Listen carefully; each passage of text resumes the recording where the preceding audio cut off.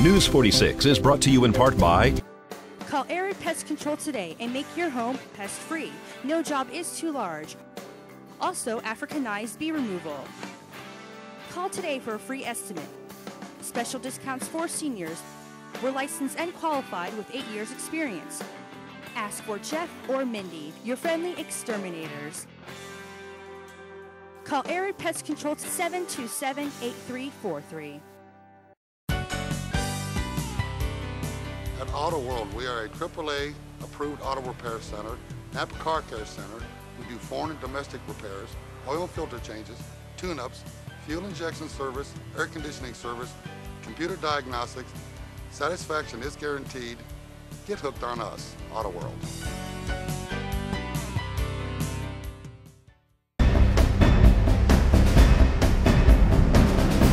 I'm Deanna O'Donnell with your news across Nevada.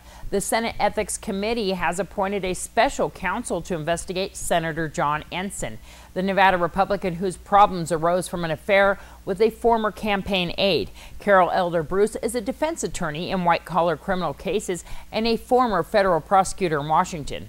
The Justice Department has dropped its investigation into whether Ensign conspired with the husband of a woman to violate federal lobbying restrictions. This preliminary inquiry will determine whether there's enough evidence to conduct a higher-level review or whether the case should be dismissed. The Transportation Security Administration is testing a new, more modest body scanning system at McCarran International Airport in Las Vegas. Critics have complained that the full body scans are intrusive, but Transportation Security Administration says the software being unveiled today lets passengers see what its security screeners see, and it uses a more generic image. There are nearly 500 full body scanners in use at 78 airports. The scans show a traveler's physical contours on a computer screen and can reveal hidden weapons or explosives. Faces aren't shown and the images are viewed in a private room, but many people say it still reveals too much about what's under their clothes. The Nevada Supreme Court yesterday ruled to permanently remove Elizabeth Halverson as a district court judge. In its ruling, the court concluded that Halverson committed willful misconduct to violate multiple provisions. Halverson was first elected a judge in 2006, but was suspended in July of 2007 after having been accused of mishandling trials and mistreating staff and falling asleep on the bench, in addition to other accusations. A Reno City prosecutor says a fashion model has pleaded no contest to careless driving and agreed to pay damages after crashing a rented motorhome into the northern Nevada city's landmark downtown Arch. 28-year-old Rosemary Vanderbroch of Hong Kong agreed to pay $385 in fines and $985 for damage to the biggest little city in the world, Arch, and a fire hydrant. Federal wildlife officials say they plan to offer waterfowl identification training at Piranagat National Wildlife Refuge for volunteers and others interested in bird watching. The U.S. Fish and Wildlife Service says training will be held this Saturday at 1 p.m.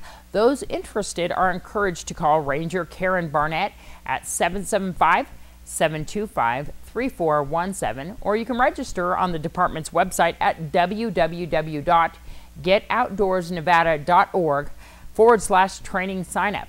That's www.getoutdoorsnevada.org/training signup. According to the Nevada Department of Motor Vehicles, a major fake documents factory has been busted in Reno and 4 have been arrested.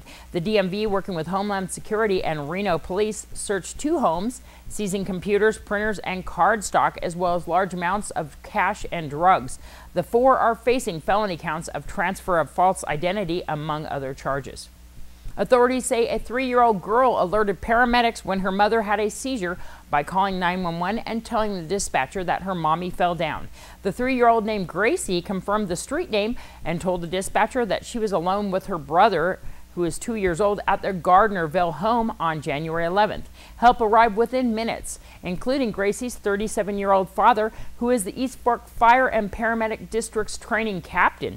He heard the call come in on his way to work. Gracie was given a superhero button during a visit to the dispatch center and treated to a trip at Chuck E. Cheese. That's your news across Nevada. I'm Deanna O'Donnell.